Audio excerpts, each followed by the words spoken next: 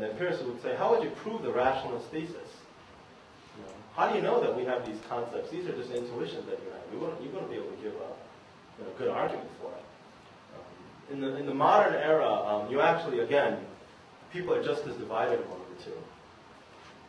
One interesting thing to note is that the dominant rationalists, Descartes and Kant, they're both theists. Nowadays there's a lot of rationalists who are not theists. So one of the things you start seeing, Hume was not a theist. Okay? He was actually an atheist, or agnostic actually. So one of the things you see here is that, just think of Christian worldview. Why would a Christian be more aligned with rationalism than empiricism? Why? Can someone think of the why?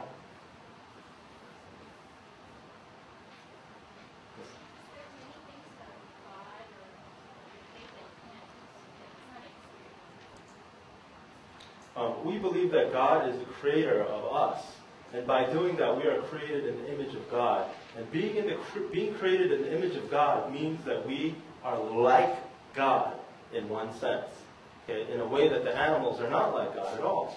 And so based on that, we believe that we have certain concepts and knowledge that are built in apart from sense experience. So for example,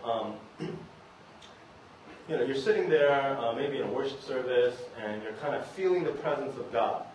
Okay? And I'm sure for Christians, this has happened to you. Maybe if you're more charismatic, you might raise your hand. If you're Presbyterian, you look just like you did, last night when you weren't experiencing God.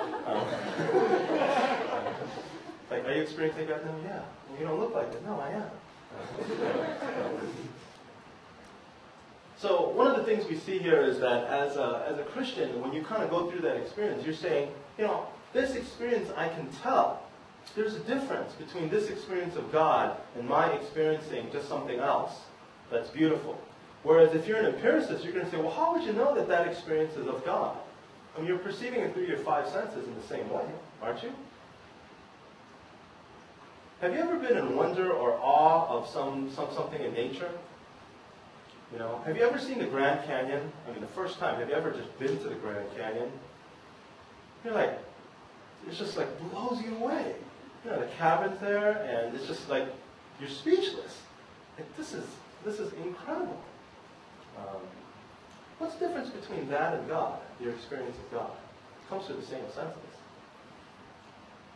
Notice the empiricists could be quite skeptical of those experiences. Why? If the sense experience is all that we have, how would you know the difference between these sorts of experiences? But then again, if you're a theist, and you think that God has already created in you, right, the ability to perceive like God, you have the structure that's already built in. So the experiences do not provide us with the knowledge itself. It's a combination of the way you are structured, right, as a rational creature, plus the experience. Okay? Is that clear? Again, this is the only thing that you need to know. This thing, and so you see why they're opposites, right? Does everyone see that? Okay. This is saying sense experience is where we get all of our knowledge. There's no other source. It's the ultimate source. That's it. Here, it's saying that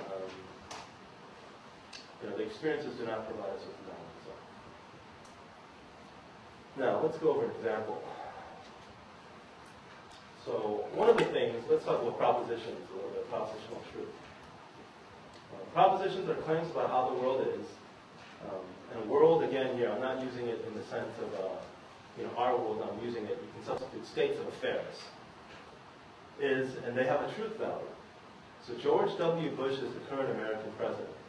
That's a proposition. Okay? It happens to be true. Okay? It doesn't have to be true. Certainly there are possible worlds out there, again, possible states of affairs in which Al Gore is president.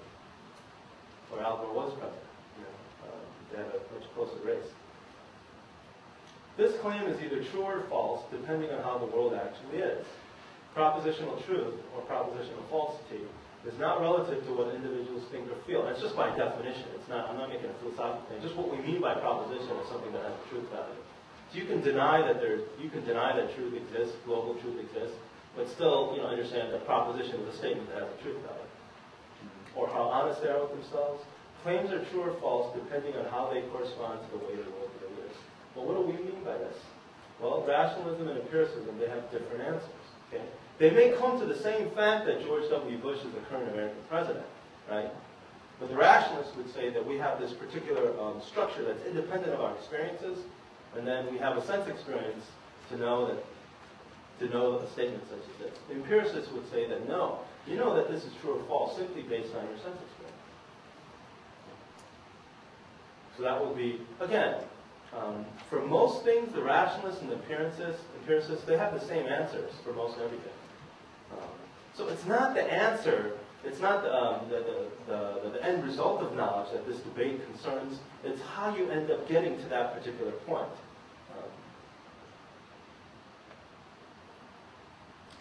Now, let me just give you two quick biblical truths here. And consider the perception of these two statements. For all have sinned and fallen short of the glory of God. Okay. Second statement.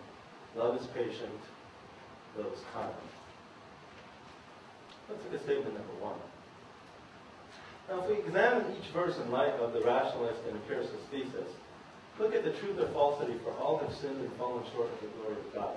If you're a rationalist, you're saying that for me to understand this, it's a combination of the way that God has structured me, right, as well as my experiencing all the concepts that are within this particular sentence. Now, if you're an empiricist, how would you respond to this?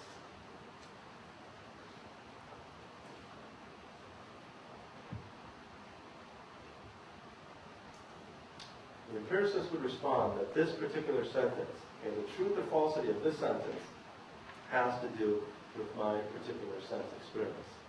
And the natural way to go, if you look at this strictly from a view of sense experiences, well, then you start looking at the concepts. What does sin mean? What does glory mean? What does God mean? And you start thinking about it, and pretty soon you start getting skeptical. Because all these concepts I know by sense experience.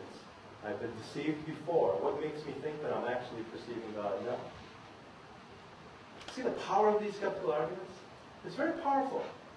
Because if everything is based on sense experience, right?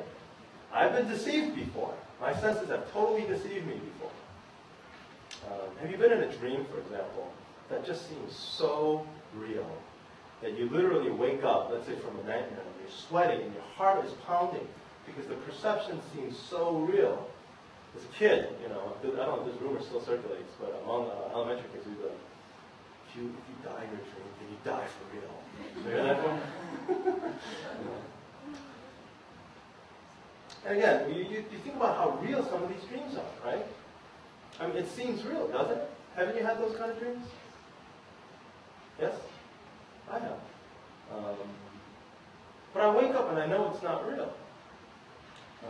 So the empiricists would say all these concepts that you see, if it's just based on sense experience, well, how do you test that fact? How do you distinguish between your sense experience of God and of something else? You act the same. It seems the same. Your brain is going through the same sorts of stimuli. If you hook your brain up, if you hooked up some instruments to someone worshiping God, let's say, and someone looking at the Grand Canyon, and let's say that the stimulus in your brain is exactly the same in both cases. If knowledge of the world comes via only the senses, you would say that those two people are in the same state. They're experiencing the same thing. As a Christian, what would you say? Their experiences are different, right? Even if the brain states are exactly the same, their experiences are different. Now, here's a question. What happens if our sense perception goes awry, or it is damaged or desensitized from inundation? Have you, I don't know, you guys probably haven't been to them, but if you've ever been to like a club, like a kind of techno club, or I'm sure they have them around San Francisco. In college, one of my friends, who's one of those weird Christians, he asked me if I wanted to go to a gay bar. And I said, why? He's like, because you'll never get to see it. He goes, just let's go once. I'm like, yeah, but people are going to think that we're, you know. Let's go once. And I go, okay. So I went. And, saw some interesting things. And but mostly I saw flashing lights. Just like lights and loud music. you know, and after about 2 hours, I came